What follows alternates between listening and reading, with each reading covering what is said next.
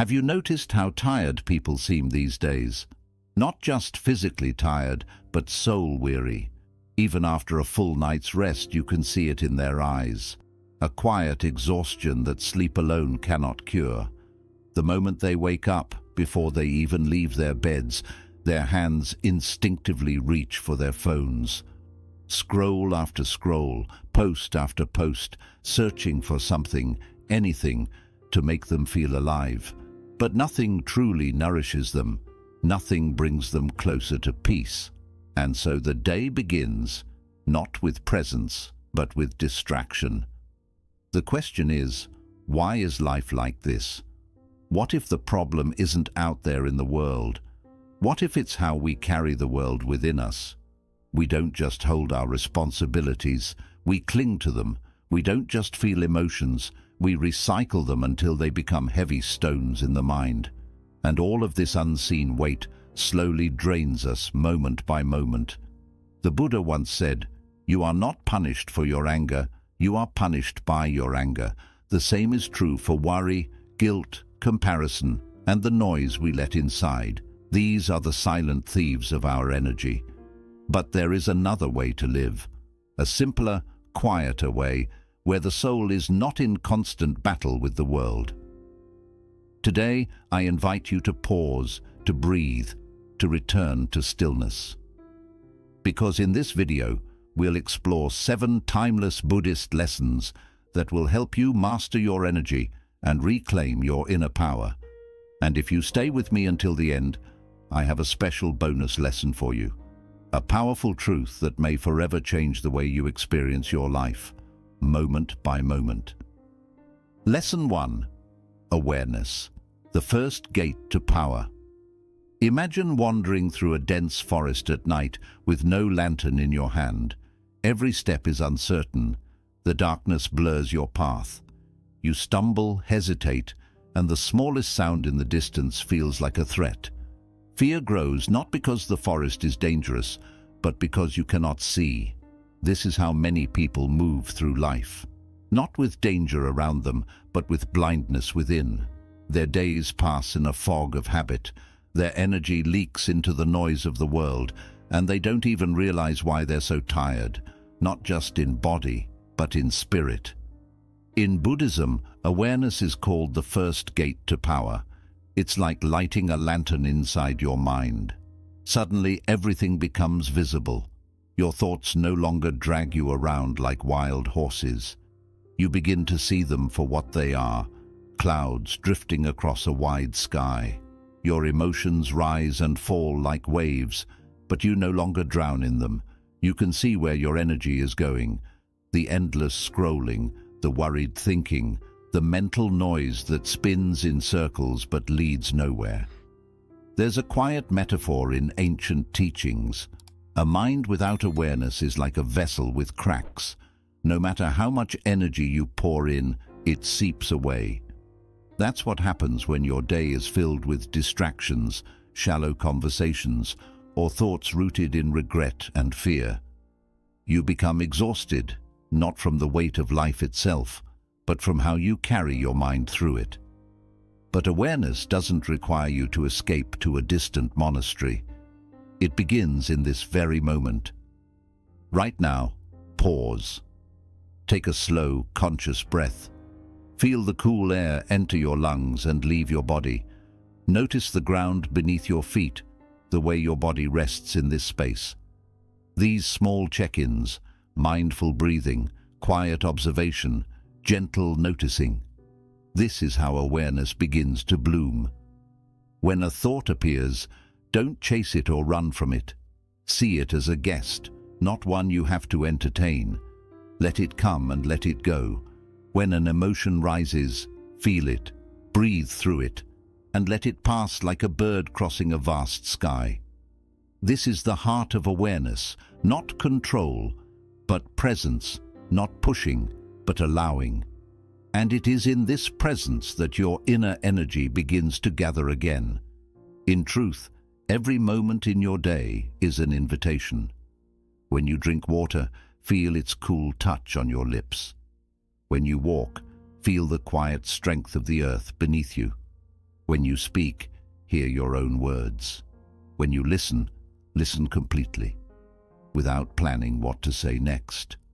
These small acts become sacred when they are infused with awareness. And this awareness, this lamp within, keeps your energy from scattering. It keeps you whole. So ask yourself, with honesty and gentleness, where is your energy flowing today? Is it leaking into anxiety, frustration, or distractions that numb the soul? Or is it flowing into thoughts, actions, and words that bring peace, clarity, and meaning?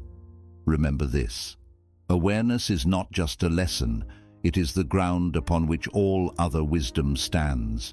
Without it, even truth remains hidden, but with it, your path begins to shine.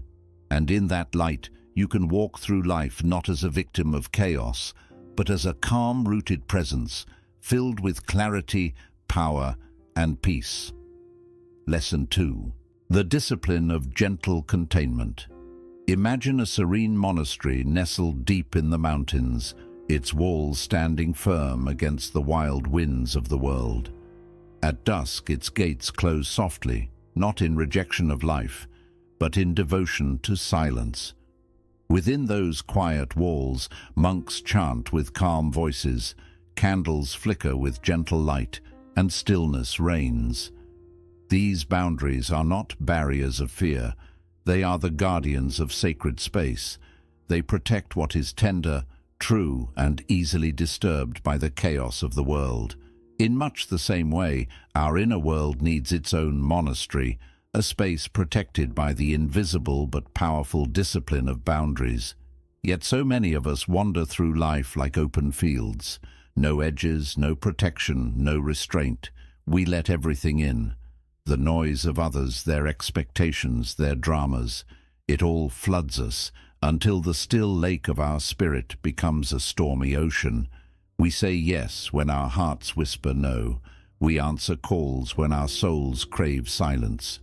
We rush through schedules packed with obligations, leaving no time to sit, breathe, or simply be. But Buddhist wisdom teaches this truth.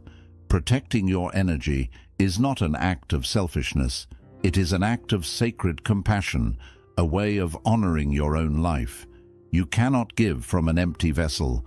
You cannot serve others in truth if you are disconnected from your own center. Every time you choose rest over obligation, silence over chaos, or solitude over noise, you are pouring medicine into your soul. Learning to say no without guilt is a quiet discipline, a kind of spiritual strength. It is not rejection, but remembrance, remembering what truly nourishes you. Because every time you agree to something that drains you, you are saying no to something else, to your peace, to your balance, to the clarity you need to walk your path with wisdom. You are saying no to the quiet space where insight grows. Boundaries are not built from anger or fear. They are constructed from clarity and love. They are not rigid walls, but sacred thresholds. Like the monastery gate that welcomes pilgrims but turns away chaos, your inner gate must remain open to kindness, connection, and beauty, and close to gossip, noise, and false urgency. True boundaries are not the act of pushing others away. They are the act of holding yourself close. So, reflect gently. Where are the edges of your life softening too thin? Where is the noise of the world entering the temple of your heart? And where might you need to build with grace and intention stronger walls of peace? Each time you honor your boundaries, you are sending yourself a message. I matter, my peace matters, my time is sacred. And this quiet act of containment becomes one of the most powerful forms of self-respect and a profound offering of love, both to yourself and to the world around you. Lesson 3. Flowing with the meaning. Have you ever watched a river meander through valleys, unhurried, steady, and sure of its path? It doesn't force its way forward, nor does it remain still in hesitation. It flows, pulled not by urgency but by direction. In this way, the river mirrors the most peaceful kind of life, one aligned with purpose. In Buddhist thought, energy that flows toward meaning becomes effortless, like water following its natural course. There is no resistance, only presence, no frenzy, only quiet resolve. But look at how many of us live. Our energy scatters like seeds on concrete, endless emails, pointless debates, chasing approval from people who barely see us. At the end of the day, we collapse in fatigue, but not fulfillment. It's like watering sand. Everything we give simply disappears, leaving no trace of life behind. The body is busy, but the soul is silent, quietly aching with a question we try to ignore. Isn't there more to life than this?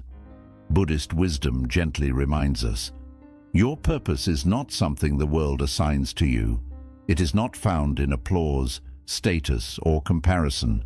It is something quieter, something that lives in the core of your being. It is the feeling that arises when your actions and values are in harmony.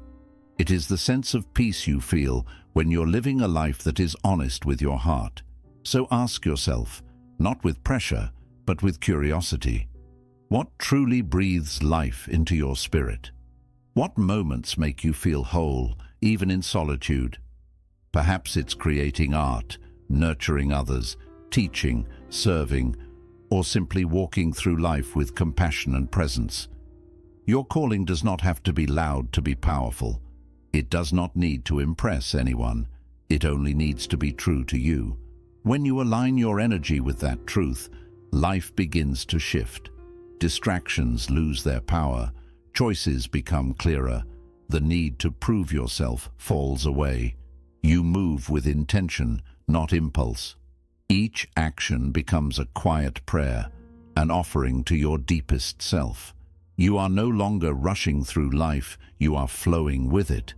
But don't wait for a lightning bolt of clarity. Purpose rarely arrives as a grand revelation. It is discovered gently through daily reflection and honest living. Ask yourself each morning, how can I move through this day in a way that honors what matters most to me? That question alone is a compass, guiding you toward your path. And as you walk that path, your energy becomes like the river again, focused, powerful, serene. No longer wasted, it gathers strength. You feel rooted in who you are. You no longer stretch yourself thin for things that don't matter. Instead, you move forward with calm strength, flowing toward the ocean of your authentic self, steady, peaceful, and whole. Lesson 4. The sacred pause, returning to the flame within. Imagine a single candle flickering gently in a dark room. Its flame offers warmth, clarity, and comfort. But if left untended, if the wick is never trimmed, if harsh winds are allowed to blow unchecked, its light will falter, its warmth will fade, and eventually it will extinguish. The human spirit is not so different. We too carry a quiet flame within us, and without care, without refuge, without the sacred pause of rest, that inner flame begins to dim. In today's world, exhaustion has become a badge of honor. We glorify the hustle, mistake burnout for success, and see rest as laziness. But Buddhist wisdom speaks a different truth, one that is soft, ancient, and deeply liberating. Rest is not weakness.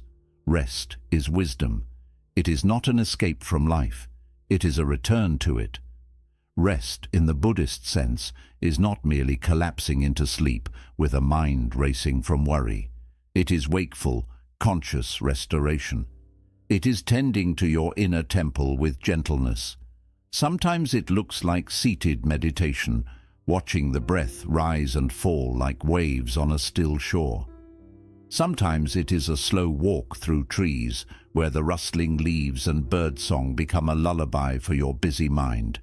And sometimes it is doing nothing at all, just sitting in stillness, without urgency or shame, and letting yourself be.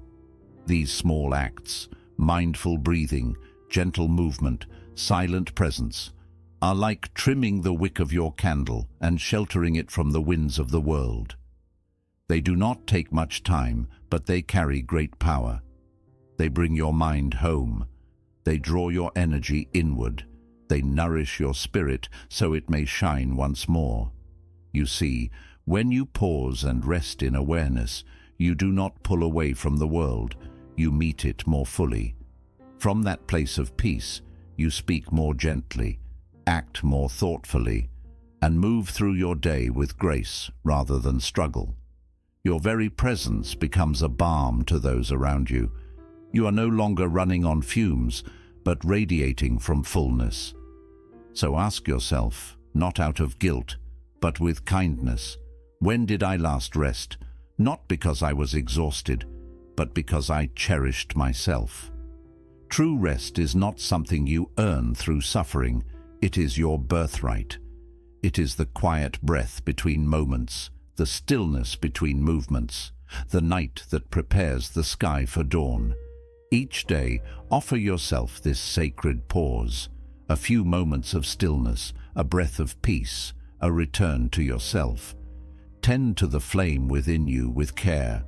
Protect it with silence, feed it with presence, and let your life glow like a well-tended candle, steady, calm, and filled with the light of wisdom and compassion. Lesson 5. The quiet power of those around you. Have you ever noticed how some people enter a room and without a word, something in you softens? Their presence feels like morning light after a long night, warm, gentle, and quietly healing.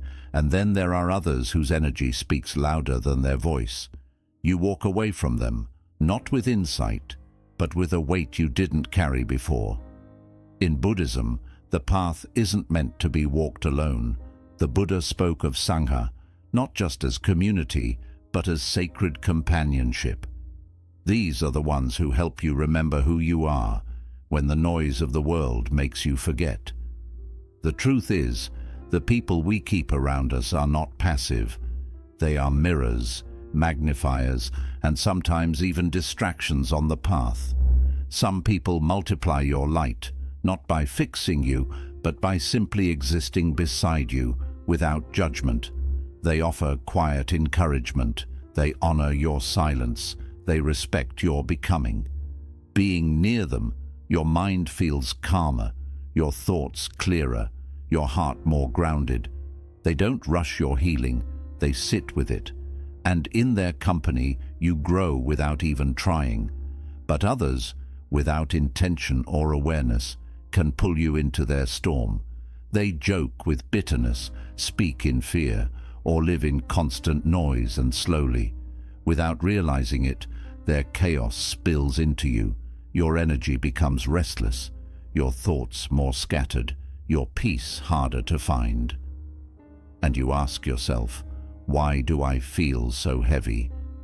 The answer is often not within you, but around you. This is why choosing your Sangha, your spiritual company, is not an act of superiority.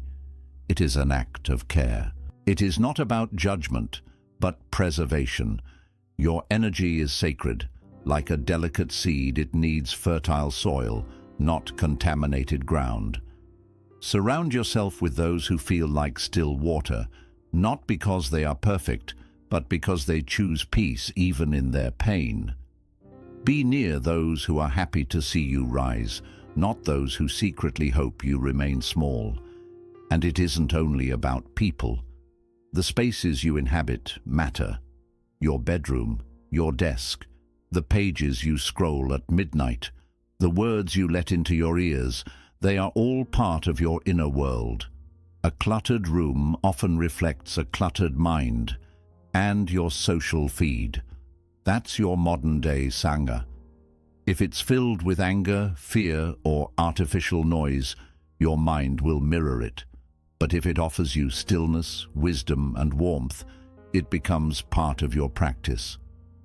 Take a few quiet moments today and ask yourself, without resistance, who are the lakes in my life, and who are the storms? Which spaces nourish me and which ones numb me? This is not about cutting others out. It's about honoring your path. It's about choosing alignment over attachment. Being surrounded by energy multipliers is not loneliness. It is returning to your truth. Walk with those who carry light in their hands, not weapons of doubt. Those who open doors, not build walls. Because peace isn't found in isolation. It's found in intentional connection, and the ones you walk beside are part of your becoming. Lesson 6. Transmute negative energy into wisdom. We often treat our darker emotions as strangers we wish to banish. Anger, fear, sorrow, envy. They arrive uninvited, and instead of greeting them, we slam the door. We pretend we're fine. We wear forced smiles, or we let those feelings erupt like untamed storms, leaving behind the wreckage of our reactivity. But the Buddha did not teach us to fight our emotions. He taught us to understand them. In Buddhist thought, these emotions are not curses. They are messengers. Beneath their raw surfaces lies the seed of transformation. The very energy that unsettles us also carries the power to awaken us. Imagine anger as a flame. Untouched, it can burn down the forest of your peace. But watched with care, it becomes warmth on a cold night. Fire to cook food, light to show you what you've been avoiding. Anger, when mindlessly unleashed, destroys. But when held in the arms of awareness, it becomes courage. It can help you speak a truth you've been swallowing. It can give strength to protect what matters. It can draw the line where your spirit says, enough. And fear. Fear is like a thick fog at dawn. It wraps itself around you, whispering uncertainty into your bones. You feel paralyzed, unsure, lost.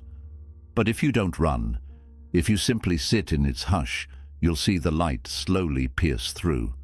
You'll realize the path was always there. Behind fear often hides love, a deep care for something meaningful. Fear shows you what matters most. It doesn't try to stop you. It tries to prepare you to move forward with your eyes open. So how do we begin this transformation? Not by force, but by presence. When you feel anger rising, don't lash out or shove it down. Pause. Notice where it lives in your body. Is your breath shallow? Is your chest tight? Bring your awareness there, not to fix it, but to feel it. Ask gently, what is this anger showing me? Perhaps it points to a wound you've ignored or a boundary you've let others cross. With mindfulness, anger becomes your guide, not your jailer. When fear visits, don't turn away. Invite it in, sit with it. Listen to what it's trying to say. Sometimes fear appears when you're standing on the edge of growth, right before a leap your soul is ready to make. In that trembling, you'll find the outlines of a deeper purpose. This is the essence of transmutation, seeing what was once rejected as sacred. Sadness becomes the birthplace of empathy. Jealousy becomes a signal of your own unlived potential. Even shame, when met with love, softens into humility and healing. You are not here to conquer your emotions. You are here to companion them, like wise travelers who've come bearing ancient truths. Begin with acceptance. The moment you stop judging your feelings, you stop feeding them. The moment you allow them, they soften, they begin to speak. And through that conversation, wisdom arises, not from the outside, but from within. Today, take a quiet breath and ask, what emotion have I been fighting? Sit with it. Don't fix it. Just be with it, like a friend who needs to be heard. The great masters of the past did not transcend pain by avoiding it. They became alchemists, turning sorrow into compassion, anger into clarity, fear into strength. And you too can walk that path. Begin, as always, by breathing, then by listening, then by loving even the parts of yourself that ache. Lesson 7. Gratitude and presence, the twin jewels. There are two quiet treasures that often go unnoticed in the noise of our lives: gratitude and presence. They do not shout, they do not demand, but they remain like twin lotus flowers blooming in the murky waters of everyday struggle, reminding us that peace and beauty do not wait for perfection. They arise from within, even in the midst of imperfection. Gratitude is the tender act of seeing the flower in the mud. It is not naive, it is courageous. It chooses to notice what is gentle, what is kind, what is still standing, even when life feels uncertain. It is the subtle shift from longing to enough, from lack to abundance. As you begin to live in gratitude, you start to notice the tiny miracles, the warmth of sunlight on your face, the softness of your own breath, the kindness in a stranger's glance, or the quiet presence of a tree that has stood in stillness longer than you've been alive. These are not grand events, but they are real, and they are enough. The untrained mind wanders constantly, searching for what's wrong, what's missing, what might go wrong next. But gratitude interrupts this habit. It doesn't deny difficulty, it simply redirects your attention toward what is good, here, now.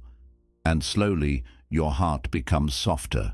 Your eyes start to see more clearly. Your soul begins to feel at ease. Presence is the second jewel. If gratitude helps you notice the flower, presence lets you feel the water surrounding it. It brings you into real contact with this moment, not the thought of it, but the true feeling of it. Presence isn't about holding on or running away. It's about letting life move through you without resistance. When you're present, each breath becomes sacred. Every step becomes a quiet prayer. Even the silence becomes music. You're not trying to change the moment. You're simply allowing it to be. Presence reminds you that peace isn't in the past you miss or the future you're chasing. It lives here, in the simplicity of now. In the sound of birdsong, the weight of your body resting, the stillness between two heartbeats. Gratitude opens your eyes. Presence opens your heart. One helps you see the beauty around you. The other helps you receive it deeply. When you practice both, your way of being starts to change. You stop running, you stop longing, you start arriving again and again into the fullness of this life. So take a breath. Gently ask yourself, what's one small thing I feel grateful for right now? Then ask, am I truly here, or has my mind wandered away? The lotus doesn't bloom by avoiding the mud. It rises through it, slowly, quietly, and you can rise too. When you anchor yourself in these two timeless jewels, gratitude for what is and presence with what's here, you begin to blossom, quietly and completely, in the stillness of your own life. Bonus lesson: do less, live deeper. The quiet power of simplicity. Have you ever noticed how the tallest trees don't sway wildly, but stand with calm strength? Or how the deepest rivers don't rush, but move with steady grace? The most peaceful souls rarely raise their voices. They don't hurry, compete, or seek the spotlight. And yet, their presence says so much. That is the silent strength of simplicity, the deep, quiet wisdom of doing less, but living more meaningfully. We live in a world that worships constant motion. Being tired has become a badge of honor. Our worth is often tied to busy schedules, endless tabs, and how quickly we move. But the Buddha's teachings share a gentler truth. Running after more doesn't bring peace, it brings noise. The more tightly you cling to life, the more stillness slips through your grasp. What if you stopped running? What if your life became less about adding more and more about letting go? Doing less doesn't mean giving up your dreams or becoming inactive. It means removing what's not essential, so what truly matters can have room to grow. Like a gardener trimming away what no longer serves the plant, simplicity allows your life to bloom where it truly matters. It clears the soil of your mind, making space for calm, clarity, and meaningful focus. Ask yourself, gently and honestly, if I could do just 3 things today that truly nourish my heart and support my growth, what would they be? Then let go of the rest. Release the pressure to do it all. Say no to the noise. At first you might feel discomfort, a fear of falling behind, a fear of being unseen or left out. But beyond that fear lies something rare, freedom. Not the loud kind, but the quiet kind that settles into your breath and brings peace into your every step. You begin to realize a single moment lived in presence can restore you more deeply than 100 moments rushed and forgotten. A slow sip of tea, a walk without your phone, a conversation without glancing at the clock. These small moments, when lived with care, become sacred. The sun doesn't hurry to rise, yet its warmth touches everything. You don't need to do everything. You only need to do what matters, deeply, wholeheartedly, and with love. So today, choose to slow down. Not because you're falling behind, but because you've awakened to what truly matters. Sit with yourself in silence. Be with what is. Walk a little slower. Breathe a little deeper. Listen without feeling the need to respond.